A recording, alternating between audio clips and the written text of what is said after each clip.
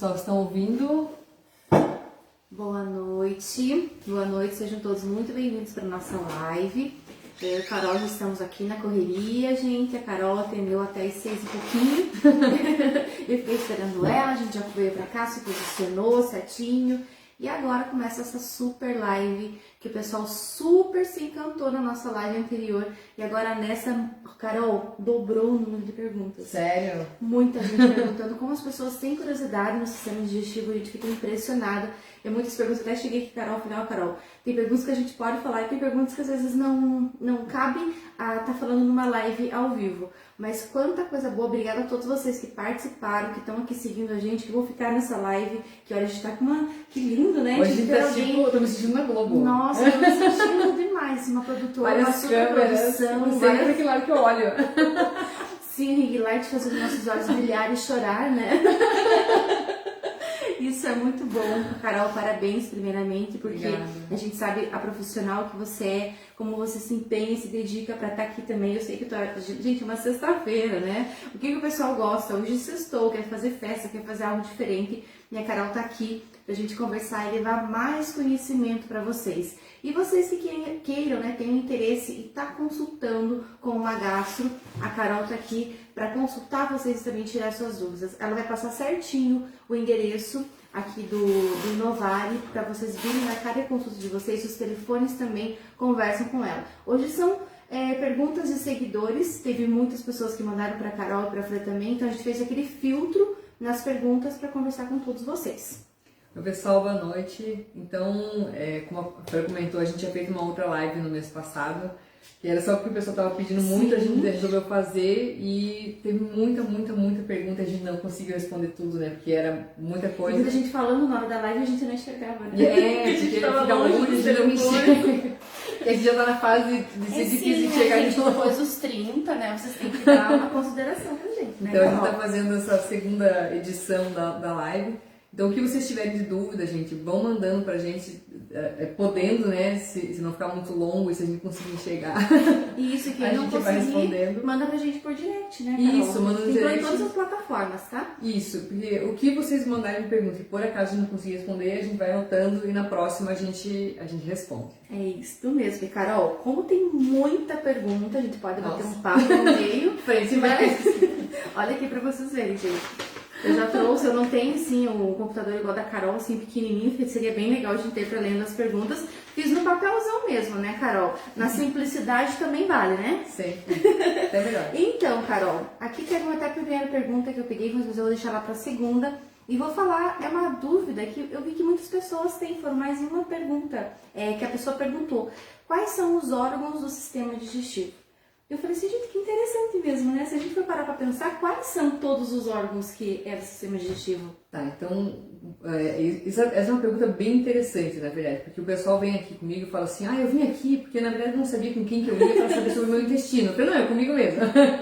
Então, vamos lá, quais são os órgãos? Então, entra a boca, né, porque a língua, né, os lábios, a bochecha, a cavidade oral toda, ela faz parte do processo de mastigação, então... O processo de alimentação e digestão vai começar pela mastigação. Então, boca, o esôfago, o estômago, o duodeno, que é o comecinho do intestino delgado. Então, o intestino delgado que é dividido entre o duodeno, que é o comecinho, o jejuno e o ilho, que são partes do intestino delgado. Aí o cólon, que é o intestino grosso, né? E tem anexos o fígado, o pâncreas, a vesícula biliar. Então, tudo isso faz parte do sistema digestivo. Mas, como eu sempre falo para meus pacientes, porque às vezes o paciente vem aqui e tem diabetes, ou tem colesterol, ou tem pressão alta, e eu vou tratando. Eles falam, mas você vai tratar? Eu falei, gente, o nosso corpo, ele não é assim setorizado, né? E geralmente existe uma interação entre as doenças. Por exemplo, eu não tenho como eu tratar obesidade sem tratar essas doenças. Sim. Eu não tenho como tratar gordura no fígado sem tratar essas doenças, entende? Então, o nosso corpo é todo interligado. Então, apesar de a gente de ser especialista nesses órgãos, a gente acaba tendo que tratar outras coisas porque vão ter um impacto, né, no nosso corpo. Então, quando a gente fala, tem que fazer uma alimentação saudável, fazer atividade física, né, ter um estilo de vida saudável, a pessoa fala, poxa, mas estou com um problema no meu intestino, e daí a pessoa manda fazer exercício. Mas tem tudo a ver, né? Porque vai ter um impacto, né, no resto do corpo. Então, é sempre importante cuidar de tudo. Viu, gente? Então engloba muitos órgãos ali, o sistema digestivo, e é bom a gente ficar sabendo mesmo, porque por mais essas dúvidas que tenho, a pessoa pensa, né, mas com quem que eu vou consultar? Com quem eu pergunto, né? Com quem que eu falo? Qual a especialidade que eu posso ir? Então tá explicado pra vocês. Então é da boca ao ânus. Da boca ao ânus é a parte do sistema digestivo. Pode falar com a Carol, que a Carol vai solucionar o problema de vocês. Então vamos lá. Doutora Carol, fumar e comer chocolate causam azia? Chocolate eu sei que causa. Porém, né, tem algumas considerações. Então, fumar é péssimo, né, gente? Tem, assim, literalmente milhares de substâncias tóxicas, né, no cigarro. Então, cigarro é péssimo para um monte de coisa. Além de ser super agressivo, ele, né, causa inflamação, ele acelera o nosso corpo. Então, né, cigarro péssimo, assim como o refrigerante. Eu sempre envolvo com refrigerante. Então, lógico, bem menos pior, digamos, que o cigarro, mas cigarro faz mal sempre, causa azia, mas causa uma infinidade de outros problemas. E o maior problema do cigarro é que é super cancerígeno, né? É inflamatório, então promove, assim, pessoas que fumam têm maior chance de fazer eventos trombóticos de qualquer tipo, né?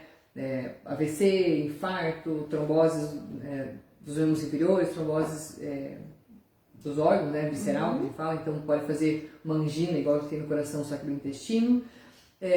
E câncer, né? Então, por favor, pare de fumar. Bom, pulmão já era também, né? A pulmão nem falamos, nem né? Precisa falar, né? Assim, tá ligado hoje no pulmão. O pulmão vira um cinzeiro, né? Literalmente, assim, a gente olha um pulmão de fumante e um pulmão de não fumante, o pulmão de fumante é cinza. Parece um cinzeiro mesmo, né? Fica aquele depósito, então, péssimo. Mas uma ação não direta, digamos, o trato digestivo sofre muito. Tanto que, assim, tabagistas têm muito maior risco de fazer câncer de lábio, câncer de boca, câncer de esôfago, câncer de intestino, câncer de pâncreas, super mais prevalente em tabagista. Então, vamos parar de fumar. Mas sim, causa azias também, né? E o chocolate? Bom, chocolate, tudo depende, né? Como quase tudo, o importante é a moderação. Então, como chocolate faz mal? Pequena quantidade, dando preferência por um chocolate meio amargo, você pode comer. A doutora come chocolate? Todo dia. Eu sei porque eu já vi. Mas eu como um pouquinho. Sim, não, a Carol ela é uma passarinha, gente. Ela come um pouquinho, tudo um pouco, né, Carol? Eu como tudo, mas pouquinho. Só que eu sempre prefiro comer chocolate meio amargo, né? Desse 70%. Porque esses chocolates, eles são ricos em antioxidantes. Então o chocolate branco não é nem chocolate, né? Para os chocolates, por exemplo, então sabe que o chocolate branco ele não é considerado um chocolate. É só uma gordura? Ele é só gordura e açúcar, então não é nem chocolate. O chocolate ao leite, ele também tem muita gordura, muito leite, muito açúcar e muito pouco cacau, muito pouco chocolate. Então ele acaba, na verdade, sendo um doce à base de cacau e não um chocolate mesmo, né? Os chocolates, eles são os acima de 40%, né? Então, esses chocolates eles não fazem mal, né, quando ingeridos em pequenas quantidades. Então, gente, logo depois do almoço, um pedacinho 70% pode. Agora eu vou fazer uma pergunta minha. Porque a gente tem tanta necessidade de comer doce depois do almoço. Ai, gente, isso é mais um hábito. Porque hábito mesmo? Porque é engraçado, porque as pessoas chegam e falam assim, mas eu preciso comer um doce. Sim, dá uma agonia, não, você não precisa comer um doce. Qual que é o problema do açúcar? Vamos chorar, pessoal. O problema é assim, açúcar é altamente aditivo, né? Então, o açúcar, ele é aditivo no sentido de viciante mesmo, né? Açúcar liga no cérebro no mesmo lugar que drogas ilícitas, como cocaína, heroína, entende? Meu Deus! Então, assim, quando você pega uma pessoa que ingere doce com frequência e você tira esse açúcar, ela faz uma abstinência. A pessoa fica irritada, fica agitada. Brava. Entende? Literalmente por uma abstinência. Então, se você tem essa fissura de comer doce, é porque você come doce demais, né? Você, né? Quanto mais doce você come, mais doce você quer comer, porque faz aquele pico de glicêmico, né? Dá aquela euforia, daí quando começa a cair, você quer de novo. Então, o ideal é você ingerir alimentos que tenham um baixo índice glicêmico, que fazem uma curva de glicemia mais suave, não fazendo tantos picos. Isso o teu pâncreas vai agradecer, vai sobrecarregar menos o pâncreas, e não vai dar essa fissura de comer doce. Então, aí mais uma dica. Agora tem outra aqui. Quem não ingere bebidas alcoólicas pode ter cirrose? Pode. Essa pergunta, na verdade, é muito boa, gente. Olha só, frequentemente eu recebo pacientes que vêm consultar assim, eu fui fazer o exame periódico da empresa e deu alterado meu exame de gama-GT, que é um exame de fígado, né? E aí o médico da empresa me mandou vir aqui para ver se eu não bebo, né? Para ver se eu não tenho problema com bebida. Mas eu não bebo, né?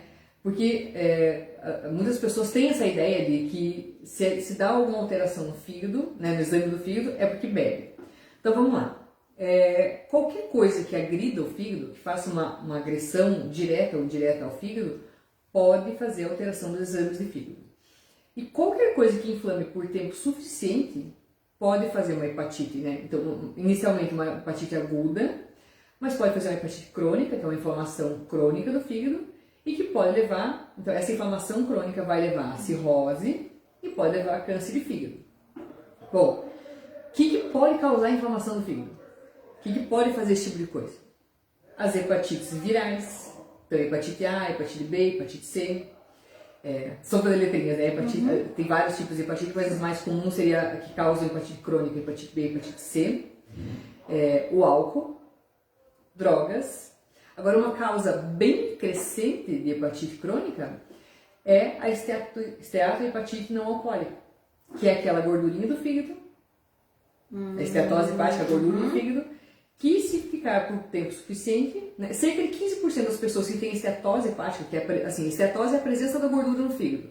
A esteatohepatite é quando essa gordura passa a brigar com o fígado e fazendo uma hepatite, uma inflamação do fígado. Essa esteatohepatite, 15% desses pacientes que têm essa inflamação podem evoluir com cirrose. Meu Deus! Entende? Porque essa inflamação vai ficar inflamando o fígado por bastante tempo e qualquer coisa que inflame o fígado o tempo suficiente pode fazer uma cirrose. Então, respondendo a pergunta, mesmo pessoas que não bebem podem fazer cirrose? Podem. Por que causas? Variadas, hepatites virais, como hepatite B, hepatite C, medicamentos, né? Tem vários medicamentos que podem causar hepatite. E aqui me lembrei de uma coisa importante: suplementos. Esse pessoal que usa, assim, hoje uma das causas crescentes também de falência hepática, de insuficiência hepática, são medicamentos. E o pessoal fala, é remédio. Não necessariamente. Suplemento de academia, anabolizante. Assim, vocês se surpreenderiam com a quantidade de pacientes com hepatite por anabolizante eu atendo. Gente, que absurdo. Porque vai na academia, daí o pessoal, suplemento, bomba, né, anabolizante injetável, comprimido, não sei o quê. Então, assim, gente, já fico alerta pro pessoal da academia. A gente vai misturando os assuntos, mas é que uma coisa puxa a outra, né? Pessoal da academia, eu posso usar suplemento? A princípio, ninguém precisa. Se você fizer uma alimentação bem caprichada, você não precisa usar suplemento. Mas se eu for usar suplemento, eu posso usar anabolizante? Por favor, gente, evitem. Existem indicações muito, muito, muito restritas para o uso de algum tipo de anabolizante. Então, evitem, procurem fazer assim, o objetivo da gente ter um corpo legal é a gente ter saúde. Sim. O corpo, ele vem como uma consequência. Agora, na hora que para você ter um corpo legal vai ter que custar a tua saúde, a conta não fecha, né? Não faz sentido. É verdade. Né? E anabolizante faz hepatite hepatite aguda e pode fazer falência hepática, precisar até transplante hepático por causa desse tipo de coisa, né? E se for usado por muito tempo, pode fazer uma hepatite crônica, que pode fazer a cirrose. Então, não é só a pessoa que bebe que faz cirrose. E a hepatite, ela é sexualmente transmissível? Alguma? Algumas sim.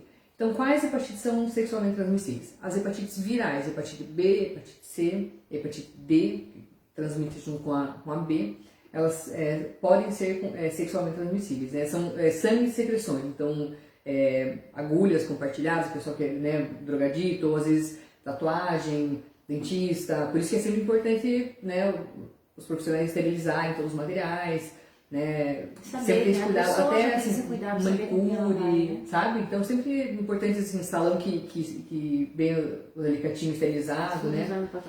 Isso, então isso é bem importante, por esse motivo, porque sangue e secreções pode transmitir essas doenças. Olha aí, gente, bastante dúvida, né? Laxante em excesso, o que pode causar? Bom, constipação é uma doença extremamente prevalente, principalmente na mulherada, né? Qual que é a principal... Sim, é terrível isso. Por que tanto, né? Por vários motivos, na verdade, né? Primeiro porque na nossa criação, eu até brinco assim às vezes com alguns pacientes, né?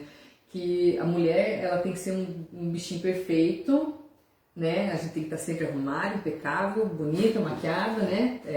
Roupa arrumada, cheirosa, né? Não pode soltar pum, né? E não pode ter cheiro, né? Não pode ir no banheiro, Deus o livre, né? Fazer cocô não faz, né? Então, assim, a gente tem essa criação que não vai no banheiro fora de casa. Porque Deus o livre, né? Então a mulherada, assim, tem um pânico de ir no banheiro, por exemplo, no trabalho, né? E a gente não deve segurar a vontade no banheiro. Dá a vontade, o ideal que você vá. Por quê? Quando chega fezes no reto, o reto distende e dá aquela vontade no banheiro.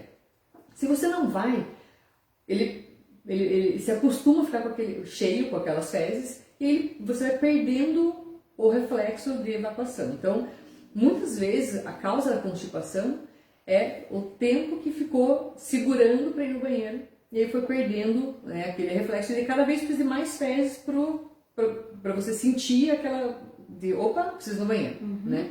Então essa é uma causa. A segunda causa é falta de fibra na alimentação, né?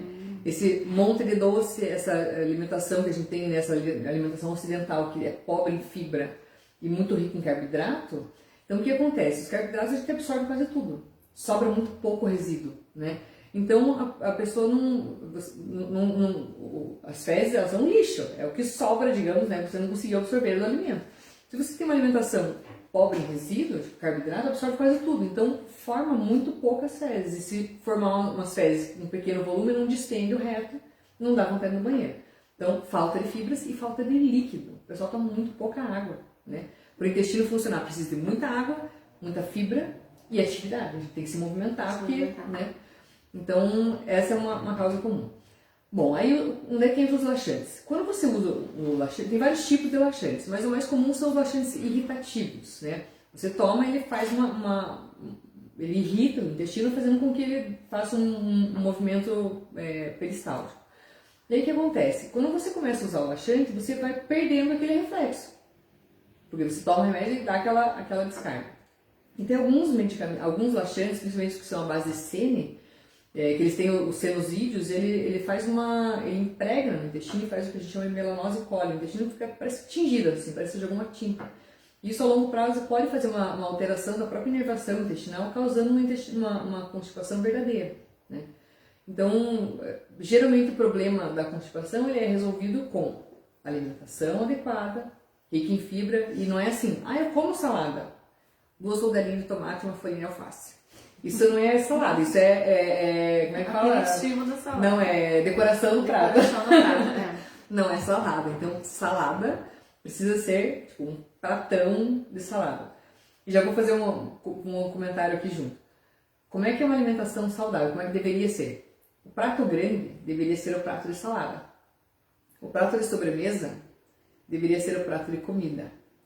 E o pratinho do cafezinho, o pirizinho, aquele bem titiquinho, deveria ser o prato da sobremesa. O mínimo. Essa seria a proporção correta. Então, salada, gente, tem que ser assim, um monte. Muita salada. Porque você pega uma cabeça de alface, você esmaga, ela vira um nadinha. É muita água, né? Então, tem que ser bastante fibra. Fruta, tem que ser 2 frutas inteiras por dia. Para ser o mínimo de fruta por dia. Então, o mínimo seria 2 frutas inteiras. Não assim, uma fatiazinha de mamão. Entende? Então, falta muita fibra na alimentação. Então, o ideal para a constipação é isso. Atividade física, muita fibra, muita água. Olha aí, mais uma resposta. Pessoas estressadas sofrem mais de úlcera? Então, vamos lá. Estresse. Quando a gente fica estressado, a gente produz alguns hormônios, né, que mudam completamente o nosso corpo. Como eu falei, é tudo interligado. Não tem como você setorizar as coisas. E a pessoa que é mais estressada, ela fica num estado hipervigilante, né? A pessoa que é estressada, ela tá, né? Porque o corpo tá pronto para brigar, né? Tá? Pronto para algum problema. Isso muda tanto a motilidade, a contratilidade do nosso sistema digestivo, muda a produção de secreções e muda a percepção do estímulo doloroso. Então, eu sempre faço essa comparação. Você tá de férias, na praia, você tá tranquila, você dá uma topada no dedão. Parece que nem dói tanto, né? Agora, o dia que você já tá assim, já tá pilhado, tá tudo errado, você já tá super tenso, dá a mesma topada, Meu Deus, Meu Deus do céu, parece que arrancou o pé fora. Então, isso acontece também no trato digestivo. O dia que você está estressado, parece que você toma um pouquinho de água, parece que já pesa, dá aquele desconforto, fica rotando e tal. E às vezes quando você está bem de boa, você até come uma fritura, toma uma cerveja e não sente nada, né? Então, o estresse, ele muda tudo. E pode acabar fazendo gastrites e úlceras, né? Agora, tem o estresse físico, né? Existem até algumas chamadas úlceras de estresse, que são úlceras que a gente vê, assim, paciente internado em UTI, paciente grande queimado, pós-cirurgias, né? Que é uma úlcera por um aumento grande de fatores inflamatórios, substâncias inflamatórias do nosso corpo. E são úlceras diferentes, não é esse estresse, só um estresse emocional, um estresse físico. Mas sim, o estresse pode causar bastante alteração, inclusive até gastrite. Mas geralmente ele é parte, assim, não é que o estresse sozinho, ele faz uma sequência de eventos que junto com a alimentação errada, não é do dia pra noite, sempre é multifatorial, né? O estômago, ele tem vários mecanismos de defesa, vários, né? Ele foi feito para aguentar pancada, sabe? Tanto que é cheio de ácido, né? E cai um monte de comida ali. Então eu acho que eu levo pancada demais. Doutora, eu acho que eu levo pancada demais na vida com o estômago reclamar. O estômago, ele foi feito para sofrer, mas assim... então, geralmente quando você tem o estômago, é multifatorial, nunca é uma coisa só. Alimentação errada, estresse, pouco exercício, cigarro, medicamento, outras doenças. Então, se você tem diabetes, hipertensão, lipidemia, a tua cicatrização ela vai ser alterada, o estômago ele troca muito de célula, então tudo isso influencia, sabe? Nunca é uma coisa só, assim. Nunca é um ponto só. Vamos lá. Hérnia de hiato causa azia?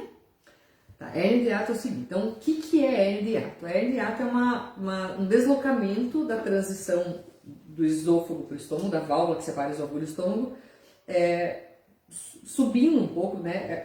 Uma frouxidão dessa válvula, permitindo que o fundo do estômago escorregue um pouquinho para o tórax, fazendo como se fosse uma bolsinha de estômago no tórax. Os pacientes que têm hérnia de hiato, eles têm uma maior facilidade, uma maior prevalência em ter refluxo. Mas você não precisa ter hérnia de hiato para ter refluxo. Porém, os pacientes que têm hérnia de hiato, eles costumam ter refluxos mais difíceis de tratar. Porque essa bolsinha que forma, ela faz o que a gente chama de re-refluxo. Volta um conteúdo do estômago para o esôfago e esse conteúdo fica dando volta ali nessa bolsinha. Então, a hérnia de hiato causa azia, causa queixa de azia, porque geralmente está relacionada a mais episódios de refluxo e que demoram mais tempo para ser limpados ali do esôfago. Então, os pacientes que têm hérnia costumam ter quadros mais graves de refluxo. Mas não obrigatoriamente tem que ter hérnia para ter refluxo. Entendi. Vocês também entenderam, né? O que é uma ostomia? É ostomia ou ostomia? Ostomia. Ostomia. Desculpa. Tá. Ostomia. Bom, ostomia é quando você fabrica um buraquinho novo onde não tinha. Por exemplo, uma gastrostomia é quando a gente faz um furo na parede do abdômen, comunicando com o estômago. Então, por exemplo, uma pessoa que teve um AVC, por exemplo, e está com um distúrbio de deglutição, ela não consegue engolir. Tá? Ela ficou com uma alteração da fala e tal, ela não consegue engolir, não consegue jogar a comida para dentro. O que a gente faz? A gente faz uma gastrostomia, então passa por endoscopia, e a gente faz essa comunicação, deixando um caninho, né, direto no estômago. Então a gente vai passar a alimentação desse paciente através de um tubo direto no estômago. Isso seria uma gastrostomia. A gente pode fazer essa mesma comunicação no comecinho do intestino delgado, para pacientes que têm algum problema ali no estômago, ou pacientes que fazem muito refluxo quando tem a gastrostomia. E a gente pode fazer uma colostomia. O que é uma colostomia? É quando a gente faz uma comunicação do intestino na parede do abdômen. Geralmente, esse tipo de comunicação, essa colostomia, a gente faz ou quando você, por exemplo, tem um acidente, você faz uma perfuração intestinal, você faz para proteger onde você fez a sutura, ou, por exemplo, você teve um tumor de intestino, um câncer de intestino, que você precisou ressecar um pedaço, aí você faz essa derivação. Daí como é que acontece? Nesse caso, não vai ser para você pôr comida, vai ser para você retirar as fezes. Então o paciente vai ficar com uma bolsinha colada na pele, e onde vai evacuar, ele vai fazer as evacuações por ali. Só que, lógico, ele não vai ter essa continência, ele não consegue segurar, as fezes ficam saindo direto. Mas é uma alternativa naqueles pacientes que têm, às vezes, um tumor de reto, que você não consegue retirar e costurar de volta a alça. Então a gente faz essa colostomia. Ah, tá Então certo. a alostomia é essa criação de uma comunicação onde não existia antes. Oi, Rô, cadê você? Oi, gente, olá, oi, cadê você que não chegou ainda? A gente tá esperando você pra live. Né? O pessoal da pousada Biti Bahia também mandou mensagem falando que eles estão prestigiando ao vivo. Deixa eu ver se tem Muito mensagem. bacana, ó, tem gente. sim, ó. Olha lá, olá, vim prestigiar ao vivo. Vamos ver se tem alguma pergunta aqui pra gente tentar responder. Boa noite, Juliano, tudo bem? Sem perguntas. Sem perguntas. Então, tá bom. Então vamos respondendo a nossa listinha Vamos por ver enquanto. aqui. Tenho hemorroidas para curá-las somente com cirurgia? Tá, depende, né? Então assim, o que são hemorroidas? Hemorroidas é quando acontece uma dilatação das veias do plexo movimentário. Então normalmente a gente tem um monte de veia no nosso corpo todo. Quando essas veias se dilatam e perdem a competência, né? A gente chama isso de varizes. As varizes do plexo hemorroidário são as hemorroidas, né? Então a hemorroida nada mais é que uma dilatação das veias ali do ânus. Isso pode ser uma condição, por exemplo, transitória, temporária. Por exemplo, aconteceu uma coisa, viajou, ficou com o intestino mais preso, fez muita força para evacuar. Daí quando você foi evacuar, ficou aquela inchou, assim. Aí às vezes a pessoa fala, eu senti uma bolinha ali, mas depois isso passou. Pode acontecer. Agora, quando é uma condição já mais crônica, essas hemorroidas elas tendem a ir aumentando, né? Algumas vezes elas aumentam bastante e regridem, por exemplo, na gravidez, né? Como no final da gravidez aumenta essas varizes, essas hemorroidas e depois murcha, né? Só que acontece, aquela pele do ânus ela distende e fica sobrando pele. Essa sobra de pele chama plicoma. Qual que é o problema do plicoma? Ele atrapalha muito a higiene, então às vezes a pessoa vai se limpar com papel e não consegue, aí fica úmido, às vezes fica resíduo de fezes, isso é uma coisa bastante desconfortável. Então algumas vezes você tem que operar a hemorroida, porque quando elas são muito grandes, elas sangram, elas doem, às vezes causa bastante desconforto, às vezes até a pessoa não consegue nem evacuar direito de tanta dor ou sangramento, e pode até fazer anemia, às vezes sangrar muito. Ou às vezes a hemorroida em si regrediu, mas ficou aquela sobra de pele que é difícil para fazer a higiene, né? Então, nesses casos, quando elas já são muito grandes, né, ou quando tem muita pele, aí o tratamento é cirúrgico. Quando elas são menores, dá para fazer algumas medicações que vão ajudar. Tanto o intestino, a gente tem que fazer o intestino funcionar mais fácil, porque geralmente as pessoas mais constipadas têm mais hemorroida. E algumas medicações para melhorar a circulação. Também tem a ver com a circulação. Tem a ver com a circulação. Então, geralmente as medicações que a gente usa são as mesmas que a gente passa para varizes, por exemplo. Porque é uma varize, né? É isso. É uma... Vamos ter mais alguma... O pessoal tá entrando. Aqui fora, ela tá lá fora. Então, aqui temos intestino regular, é aquele que funciona todos os dias. Chega aí 3 vezes por dia, é normal? Tá. Então, em média, você ir no banheiro uma vez a cada 3 dias ou até 3 vezes ao dia pode ser normal. Porém, se você vai no banheiro, mas você não tem cólica, você não tem dor, você não tem uma urgência fecal, isso é normal. Agora, se você evacua todos os dias, mas você tem uma evacuação difícil, com fezes endurecidas, com desconforto ou com uma sensação de evacuação incompleta, isso pode ser normal. Então, evacuar 3 vezes ao dia. Mas, assim, você tem vontade, mas você consegue segurar para ir até o banheiro, você não tem dor, não tem sangramento, normal. Agora, se você evacua 3 vezes ao dia, mas você tem uma urgência fecal, você tem que sair correndo pelo banheiro, você tem dor, tem sangramento, isso é bem importante. Sangramento nunca é normal, gente. A gente sempre tem que investigar, que pode ser só hemorroida, mas pode ser um câncer, pode ser alguma coisa mais grave. Então, é sempre importante a gente lembrar disso, que qualquer, assim, dor, sangramento, alteração do hábito intestinal, isso é importante. Às vezes eu sempre tive intestino normal e de repente ficou preso. Isso é um alerta. Mudou o formato das fezes, tem que investigar. Então, Cor também, né? Cor também. Então pode ser normal, mas pode não ser. Fezes bem escuras, parecendo uma bola de café, assim, bem escura e com um odor mais fétido, isso é sinal de sangramento. Porque o sangue digerido, ele fica bem escuro. né? A gente chama isso de melena, então um sangue bem preto, assim, tipo uma borra de café, isso tem que ser investigado. Sim, então, olha, boa noite, Gilda, seja bem-vinda. Vamos aqui. Oi, Paulo. Poderia falar um pouco mais sobre refluxo em bebês recém-nascidos? Cuidados. Tá. Bom, refluxo de bebê, gente, não tem nada a ver com refluxo de adulto. Essa é a primeira coisa. E o pessoal volta e meia vem aqui com queixa de refluxo e fala, mas bem que eu tinha refluxo quando era neném. Não. O que acontece? Os bebês, eles têm uma imaturidade do sistema digestivo. Então, não formou todas as conexões ainda. Então, a maioria dos bebês tem refluxo e à medida que eles vão crescendo, que vai amadurecendo o trato digestivo, eles passam a ter uma motilidade normal e isso resolve. E o pessoal às vezes fala, nossa, meu filho não tinha nada, quer dizer, chorava o dia inteiro de refluxo e de repente, com 6 meses, parece que tirou com a mão. Eles falam, né? Então, de repente, passa. Então, isso pode acontecer, geralmente, por imaturidade mesmo. Cuidados. Criança que vomita muito ou que regurgita muito, ela pode broncoaspirar. E esse é o maior medo que a gente tem com um bebê. Esse que alguns bebês, até teve agora em Ponta Grossa, teve alguns casos de morte, né? Isso? Isso, por isso que se recomenda sempre, né, a posição do bebê, deixar mais levantadinho. Então, qual a recomendação para bebês com refluxo? A gente brinca que eles dormem tipo paraquedinhas, assim, né? Então você levanta o berço e a gente passa uma fraldinha, assim, para ele não escorregar no bercinho, para ficar com a cabeceira da cama mais levantada, né? Porque você pega uma garrafa, né?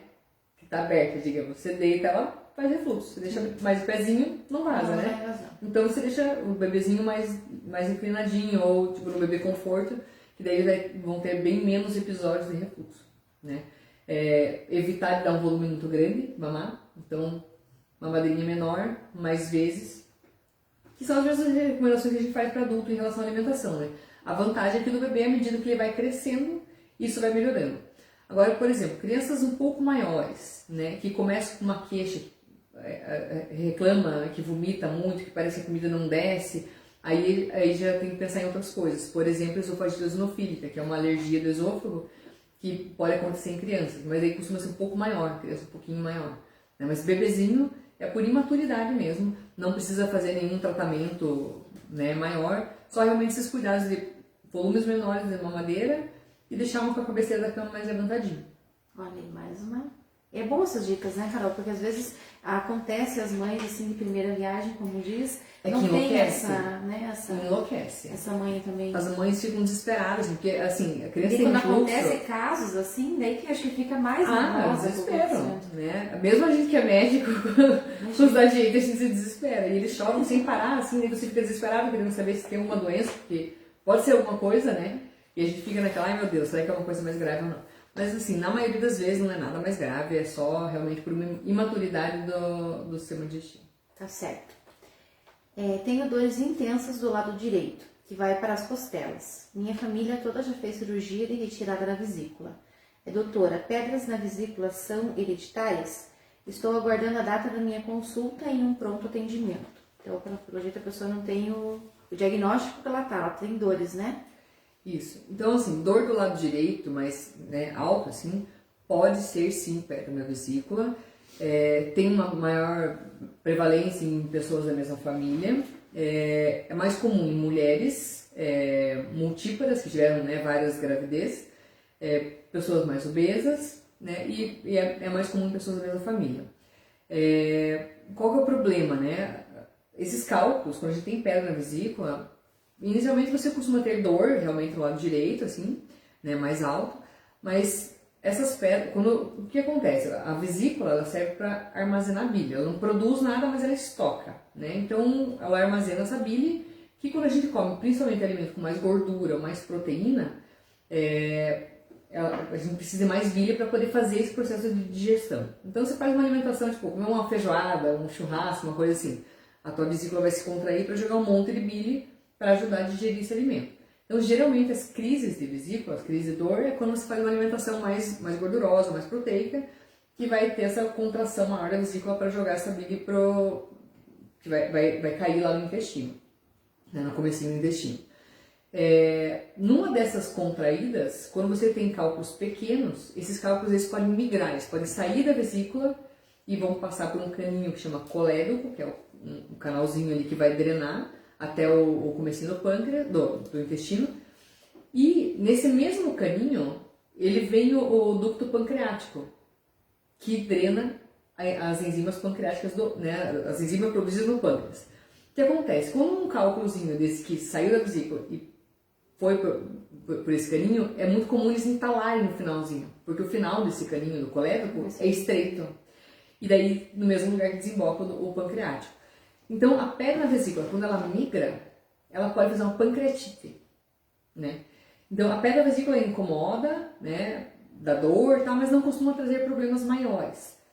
Já quando ela migra, pode fazer uma pancreatite, que é uma inflamação do pâncreas. E uma porcentagem considerável das pancreatites podem ser graves, principalmente nos pacientes obesos, que tem outros problemas, né, tipo diabéticos, dislipidêmicos, que fazem um quadro que a gente chama de pancreatite necromorrágica, que é um quadro bem grave de pancreatite. E esse é o motivo que a gente faz a cirurgia da vesícula. A gente tira a vesícula para que não aconteça essa pancreatite. Então, acho que vale a pena, sim, você procurar um especialista. E se tiver essas pedras, eu acho que é bem importante fazer a cirurgia por isso. Agora, precisa operar todo mundo? Depende. Por exemplo, você acabou de descobrir, assim, acidentalmente, você fez um ultrassom de check-up num paciente de 80 anos de idade, que não tem queixa. Deixa a caretinha quieta. Tudo quietinho. Porque, né, nesse caso, o custo-benefício não vai valer a pena. Agora, se pega uma pessoa jovem, que tem uma vida inteira pela frente, que, né, a chance de, ao longo desses anos, fazer uma pancreatite é grande, aí vale a pena, sim, operar. E uma pergunta que talvez façam: tira só as pedras ou tira a vesícula inteira? Tira a vesícula inteira. Por quê? Se você tira só as pedras, você vai fabricar outras pedras. Então, geralmente a pessoa que... É uma fábrica de pedrinha. Então, que a gente chama de bilis litogênica. Tem uma tendência a precipitar e aí vai fazer outros cálculos. Então, a gente já tira a vesícula com as pedras, tudo. Deixa eu ler aqui, mandaram um elogio pra você. Essa doutora é muito boa, parabéns pelas explicações. Fantástica, ela é uma inteligência incrível. Eu falo demais, gente. Eu me empolgo, fico falando demais. Eu assim fico 3 horas escutando a Carol, porque é tanta coisa que é interessante a gente saber. E às vezes a gente sente coisas que você começa a falar, você fala, tá ali, é isso, é aquilo. E com certeza a Gilda tá se identificando com isso também, né, Gilda? Agora, sofro muito com refluxo, que eu posso fazer para diminuir os sintomas. Isso a gente acho que já falou, né, Carol? O refluxo é muito assim, alimentação, então porções menores, várias vezes ao dia, evitar alimento muito gorduroso, evitar deitar depois das refeições. Alguns pacientes, né, vão precisar, obviamente, de outros medicamentos, tratamentos, algumas vezes até cirurgia. Então, de forma geral, hábitos de vida e medicação para diminuir a acidez desse conteúdo que está voltando. Mas nem sempre é só isso, então vale a pena consultar um especialista. Isso mesmo. Doutora Carol é ótima, explica muito bem. É verdade, Slane. Você viu só a Carol, quantos elogios? E a Carol é tímida, gente. Ela é toda inteligente, ela é toda falante, é professora de faculdade, mas a hora que vem elogiar ela, fica com vergonha. Falando isso, compete pra ver quem fala mais. Meu Deus do céu. Só o decor. É que assim, aquele ditado, gente, quando você domina um assunto, você vai falar mesmo. E vai surgindo, né? Esse é o problema. Eu vou falar um negócio, eu lembro de outro. Eu já vou. Um negócio que era pra ser assim, uma frase, daí eu me empolgo. É uma aula, gente. É uma aula que vocês estão tendo aqui. Beleza, né? Maravilhoso isso. Gostaria de saber sobre gastrite nervosa. Então, gastrite nervosa, acho que eu já falei, né? Falou, ali do refluxo, que provoca o refluxo também já falou. Então, são duas que a gente pôr. Foi falado ali, é aquela que foi perguntada. Tem uma pergunta que o Paulo tinha mandado em relação a cuidados pós-diverticulite. Teve alguma coisa do dia. Isso é um assunto bem comum. Eu até fiz da verticulite? Isso. Eu até fiz um post esses dias sobre isso, que o pessoal sempre confunde. O que é diverticulite? Até vou compartilhar hoje esse post teu. Esse é bem interessante. Tá no teu feed, né? Tá no meu feed. Assim, qual que é a diferença entre diverticulite e doença diverticular? Então vamos lá, deixa eu até fazer um desenho, gente, eu gosto de fazer desenho. Desenhista ainda, eu já roubei a caneta dela. Eu preciso fazer desenhos, senão... eu acho que... Não tem. Eu tenho um papelzinho, um desenho em algum lugar, mas eu vou fazer um rabisco aqui pra vocês, gente, só porque é mais fácil explicar. Ó, meu super desenho. que você achou, Fran? Bem parecido com o Bob Esponja. Tô brincando.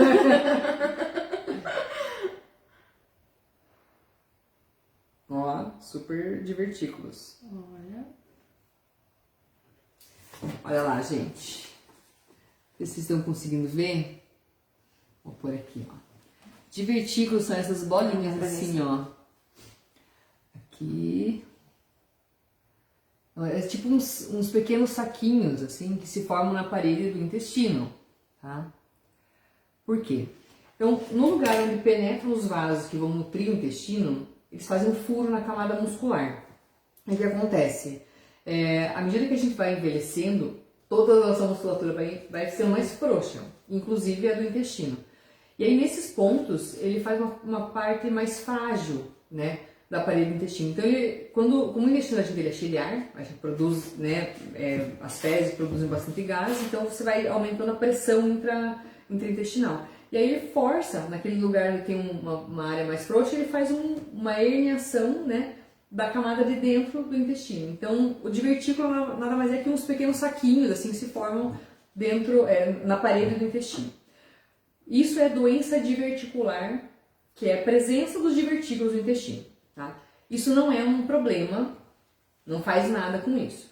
O que pode acontecer? Pode entrar algum resíduo de fezes ou de alimento, tipo uma sementinha, alguma coisa assim, dentro desse divertículo e fazer uma diverticulite. Então, quando a gente escuta ite, é sempre inflamação, tá?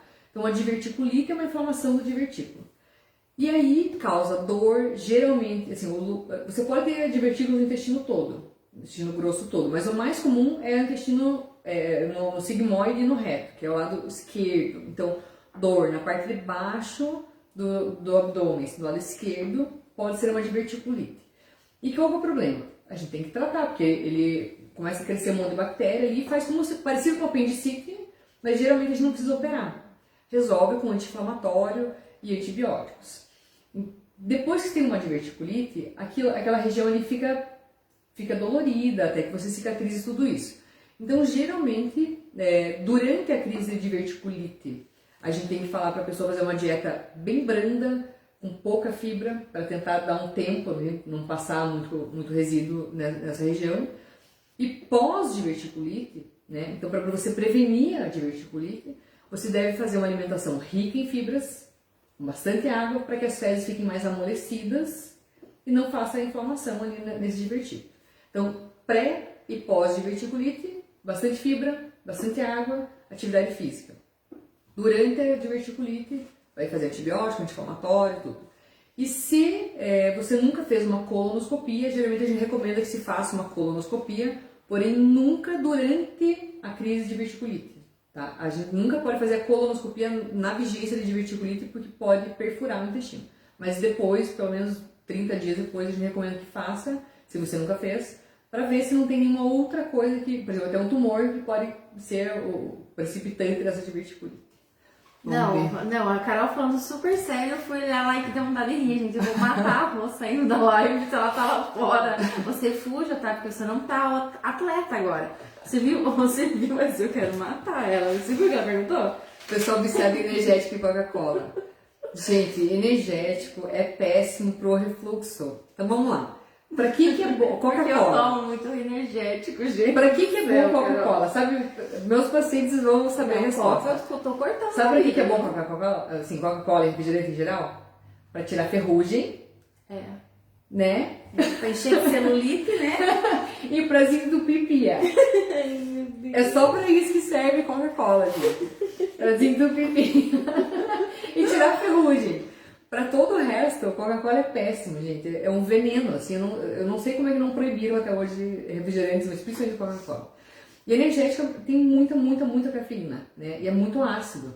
Então, os refrigerantes e os energéticos, eles são péssimos pro sistema digestivo.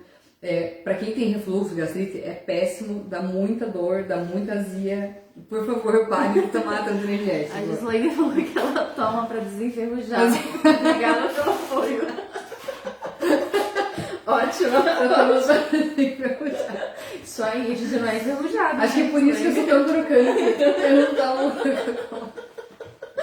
Olha, gente, essas meninas aí, olha aí, é pra gente rir mesmo, né? A gente tava muito sério, hoje tava muito sério, o pessoal queria que a gente risse, Carol. Acho que eu vou começar a tomar uma Coca-Cola pra ver se eu desencargo então. Eu sou uma crocância É só. uma crocância. Vamos lá. Qual a relação entre a bactéria H. pylori e o câncer no estômago? Ótima pergunta. Bom, o H. pylori é uma bactéria que a gente adquire através de água ou alimentos contaminados. Pode ser em qualquer fase da vida, mas mais comum na infância, porque é porque a gente põe tudo na boca. Essa bactéria, ela gruda no estômago e ela faz uma inflamação leve, porém crônica. E o H. pylori, ele é reconhecidamente um agente carcinogênico. O que isso quer dizer? Que o processo dele, né, digamos a história natural dele, pode fazer alterações no estômago e pode até mesmo chegar a um câncer de estômago. Então, inicialmente ele faz uma gastrite aguda, depois ele faz uma gastrite crônica, depois ele faz uma atrofia da mucosa, ela perde as vilosidades, ela fica fininha, fica atrófica, e aí depois ela faz uma metaplasia, ela fica vilosa, parecida com o do intestino, e aí depois ele faz uma displasia de baixo grau, displasia de alto grau e uma neoplasia, que seria um câncer. Então o H. pylori causa uma inflamação crônica que pode até mesmo levar a um câncer de estômago. E é por esse motivo que sempre que a gente acha H. pylori, a gente faz o tratamento do H. pylori, para tentar diminuir esse risco de desenvolvimento.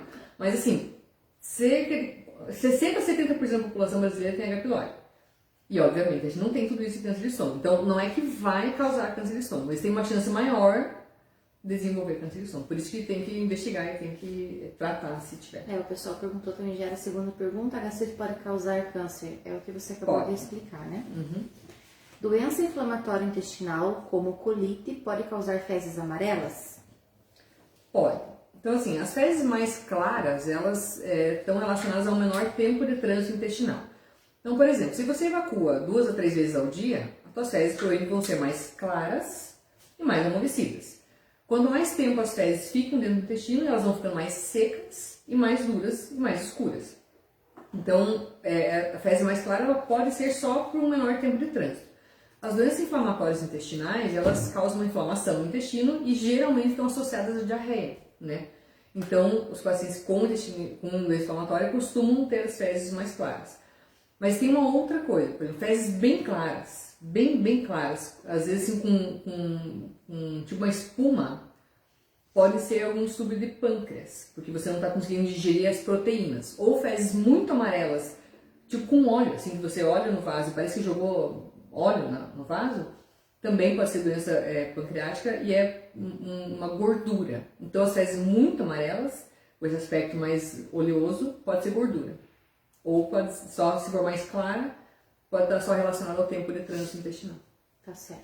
Então, daqui perguntaram sobre constipação, é um distúrbio intestinal, isso a gente falou, né? Sim. Também perguntaram dicas para o intestino funcionar melhor, fibra, muito líquido Fibra, e exercício. frutas. Quem pode usar balão intragástrico? Qual idade pode colocar? Tá, então, quem que pode colocar balão intragástrico? A indicação do balão é desde sobrepeso até obesidade mórbida. Todo mundo pode colocar balão. Quem que não pode colocar balão?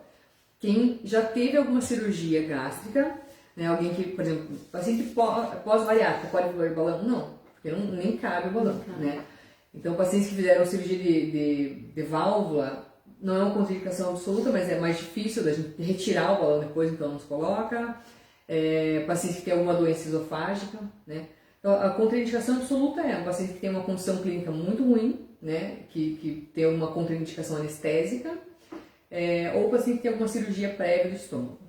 A partir de que idade? Geralmente acima de 18 anos, assim, a gente já pode colocar. Já pode colocar. E qual é o peso mínimo para fazer uma cirurgia bariátrica?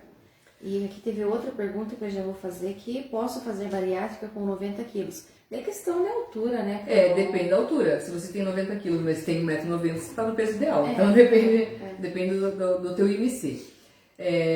Então vamos lá. Qual que é a indicação de cirurgia bariátrica? Né? Geralmente a indicação é a obesidade mórbida, né? Então é acima de IMC acima de 35. Porém, depende.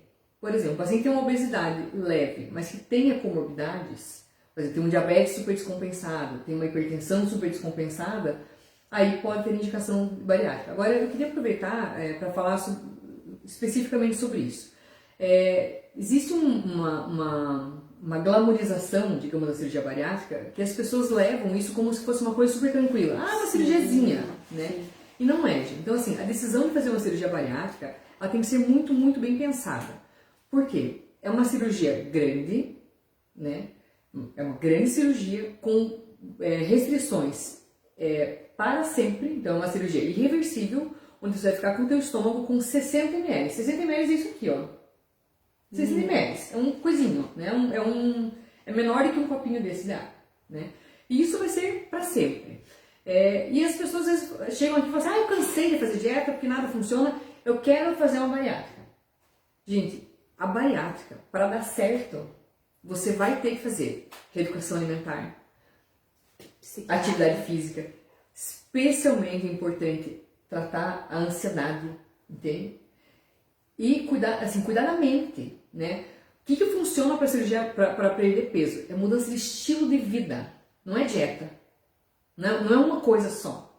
Tem que mudar todo o seu estilo de vida. Você tem que cuidar da mente. Assim, é impossível tratar a obesidade sem tratar a ansiedade, sem tratar a depressão, sem você fazer uma reeducação alimentar, sem você fazer uma atividade física. É estilo de vida saudável, entende? Sem contar que depois a bariátrica tem muitos danos. Eu assisti, gente, uma matéria em que tem pessoas que ficam 6 meses em clínica de recuperação, porque às vezes elas entram com alcoolismo para superar, depressão profunda. Eu assisti, eu fiquei bem assustada. Não, e faz desnutrição. Sim, e 70% das pessoas que fazem bariátrica, elas engordam tudo novamente, e tem pessoas que refazem a bariátrica depois. A grande maioria dos pacientes pós-bariátrica reganham todo o peso em 5 anos. Por quê? Porque não muda o estilo de vida. Então, assim, eu sou bem chata com isso. Quem já colocou balão comigo sabe. Até balão. Se o paciente não for nutricionista, não começar a fazer atividade física, sabe, não fizer acompanhamento com psicólogo, eu não ponho. Porque não vai ter um bom resultado. Então eu pergunto assim, bariátrica funciona? Funciona. Balão funciona? Funciona. Desde que vocês entendam que eles são parte de um processo. Entende? Não é só o balão que faz milagre, não é cirurgia bariátrica que faz milagre. Se você não mudar todo o seu estilo de vida e entender que é um processo, no longo prazo, né? Você não engordou tudo isso em um ano, você não vai emagrecer tudo isso em um ano. Entende? É um processo. Então, eu prefiro que o paciente comece a fazer uma reeducação alimentar, dieta, e outra, não é linear. Você vai ter altos e baixos, mas é ao longo prazo. Mas que você consiga perder, assim, 2 a 3 quilos por mês. Aí você fala, pô, mas só isso? Mas se você perder 2 a 3 quilos por mês, em um ano, você vai perder de 24 a 36 quilos, que é um monte de peso. E o teu corpo vai se adaptando a isso, vai processando muito mais saudável. Então é melhor você ter uma perda de peso a longo prazo, mas controlada, né, e você aprendendo, se adaptando a esse novo estilo de vida, do que fazer uma medida super extrema. Fazer uma dieta na moda, uma dieta super restritiva. Ninguém consegue fazer dieta restritiva por muito tempo. Não existe. Eu já fiz umas 20 e 30, gente. Então assim, o que funciona? É mudar o estilo de vida. Um dia na semana eu brigo, chuta o balde, mas não chuta muito longe. Então, quer tomar uma cervejinha? Toma uma cervejinha, volta buscar no mesmo dia. Volta buscar o balde, joga o balde, busca o balde. Então, pode um dia, 2 na semana, dar uma abusadinha de leve, mas fazer uma consistência aí no dia de semana. Alimentação saudável, fruta, salada, verdura, carne magra, né? Sem nenhuma loucura. Tá certo. Fui diagnosticada com síndrome do intestino irritável. Quais os alimentos devo evitar? Tá. Bom, o intestino irritável, gente, é uma hipersensibilidade do trato digestivo, não é só o intestino, né, todo o trato digestivo, que costuma ser desencadeada por estresse, classicamente. Quem nunca, né, ficou nervoso dá aquela diarreia, né, ou dá dor de estômago, mas frequentemente diarreia, mas pode ser constipação também, e costuma também ser desencadeada por alimentos hiperosmóticos. O que é isso? Muito açúcar, muita gordura ou muita proteína. Comeu muito de qualquer coisa, costuma desencadear. Qual foi a pergunta? Quais alimentos devo evitar? Quais alimentos devo evitar? Então, evitar excessos. Então, procurar fazer uma alimentação bem balanceada. Agora, lactose pode desencadear, os FODMAPs, eu não lembro se eu falei disso da outra vez. O que é o FODMAPs? São carboidratos complexos, né? Então, desde o fermentable oligomonodisacarídeos e polióis, os adoçantes e os carboidratos complexos. Então, frutose, rafinose, a lactose, os adoçantes, tudo isso pode estimular o intestino. Porque são alimentos tudo que você aumenta a concentração, você estimula o peristaltismo, a produção de secreções. Então, os pacientes que têm intestino irritável devem evitar esses tipos de alimentos. Mas não é que não pode comer nunca, deve evitar. E geralmente, assim, não é uma receita de bolo. Às vezes você é intolerante a tal alimento, eu posso ser a outro, entende? E existe uma sobreposição, então nada impede que você tenha um intestino irritável e tenha também a intolerância à lactose. Sim. Entende? Então é uma questão assim de você identificar o que pra você desencadeia e aí você controlar esses alimentos. Geralmente você não precisa excluir, mas diminuir bem a quantidade. Tá, eu vou pegar essa pergunta aqui, ó. Doutora, por muito tempo não tinha nenhuma intolerância. Depois dos meus 28 anos, comecei a sentir vários sintomas e fui diagnosticada com intolerância à lactose e glúten, tendo que mudar totalmente minha alimentação. Por qual motivo isso deve ter ocorrido com o passar dos anos? Tá, então aqui tem duas coisas. Primeira coisa, intolerância à lactose, gente, eu brinco que não é nem uma doença, é quase que um erro alimentar, assim. Por quê? Geneticamente, a gente é programado para digerir leite quando bebê. Nenhum mamífero toma leite depois que desmama, muito menos leite de outro bicho. Então, assim, a gente não tinha que tomar leite de vaca. Leite de vaca foi feito para bezerro, né? Então, o leite de vaca é um leite super gordo, alergênico e de difícil digestão. Então, a intolerância à lactose, ela acontece geralmente na vida adulta e ela vai piorando ao longo dos anos. Então, a gente vai envelhecendo e vai se tornando intolerante. Porque a gente vai produzindo cada vez menos lactase. Porque a gente deveria ter parado de tomar leite. Então, teoricamente, não precisaria mais de digerir o leite. Então, a intolerância à lactose, ela acontece sempre em pessoas mais velhas, né? Então, a gente vai envelhecendo e vai desenvolvendo a intolerância à lactose. Mas não é uma coisa grave, ninguém morre de intolerância à lactose. Porque é uma intolerância parcial, geralmente a gente tolera pequenas quantidades. Então, os derivados do leite, eles têm menos leite do que o próprio leite, né? No processo de fermentação do leite, ele vai consumindo. Então, os queijos bem amarelos, esses bem maturados, eles não têm lactose. Então, esses pode comer. Mas eles são bem gordos, então também não pode comer muito. Então, geralmente as pessoas toleram bem derivados do leite em pequena quantidade. Então, não é um grande problema. Agora, isso que você falou ali do glúten, tem que ter muita cautela com isso. Então, tá na moda essas dietas sem glúten, sem lactose, sem açúcar, sem tudo, né? Não é bem assim. Então, se você fez um exame para doença celíaca, porque a intolerância ao glúten, na verdade, é a alergia à lactose que o pessoal fala. Até existe a intolerância ao glúten não celíaca, mas é uma condição bem mais rara, né? As pessoas confundem intolerância à rafinose, que é o carboidrato que frequentemente está presente nesses alimentos, com alergia ao glúten. Alergia, gente, é uma reação alérgica quando você produz anticorpo contra aquela proteína, né? O paciente tem alergia ao glúten, eu brinco assim, que ele tem quase via na bolha, porque ele não pode ingerir alimentos com glúten, mas ele não pode nem usar, por exemplo, cosmético com glúten, sabe? Creme, shampoo, porque qualquer contato dele com o glúten, ele vai desenvolver uma reação alérgica, né? Vai produzir anticorpo, e esse anticorpo vai atacar o intestino, fazendo com que ele perca todas as vilosidades, aqueles pelinhos que tem no intestino, onde a gente absorve os nutrientes. Então, o paciente com alergia ao glúten, ele não pode comer nenhuma quantidade de glúten nunca. Ele tem que fazer uma dieta sem glúten para sempre. A intolerância, ela geralmente se refere a uma dificuldade em quebrar carboidratos, né? E é a quantidade dependente. Entende? Então, se você comer pouco, geralmente você tolera bem. Comeu a mais, você vai ter sintomas. Então, assim, fez o diagnóstico de intolerância à lactose e ao glúten, tem que ver bem certinho quais exames que você fez, para você ver se você de fato tem alergia ao glúten ou se você tem uma intolerância a carboidratos complexos. Sim. O bom é você marcar uma consulta com a doutora Carolina, trazer seus exames. Ou com algum especialista. Você tira as suas dúvidas certinho, né? Porque assim, tá na moda e às vezes o pessoal fica fazendo uma dieta super restritiva sem ter indicação, entende? Então a gente tem que ter muito bom senso, assim. Eu procuro, sabe, ter muita cautela com isso, porque às vezes você passa para o paciente uma dieta que vai ser super restritiva e que não vai trazer um benefício, entende? Então a gente tem que ter muito cuidado. A mãe abandonou o refri e está tomando água de coco. Tem algum problema sendo essas de caixinha? A água de coco de caixinha, ela tem alguns conservantes, geralmente eles adicionam um pouco de açúcar, mas é bem mais saudável do que o refrigerante. Ela tomava muita Coca-Cola E a Gi e a mãe dela, eles são, quer dizer, eles me conhecem desde que eu nasci, né? Então eles são uns queridos. Beijo pra você, Gi, beijo pra tua mãe.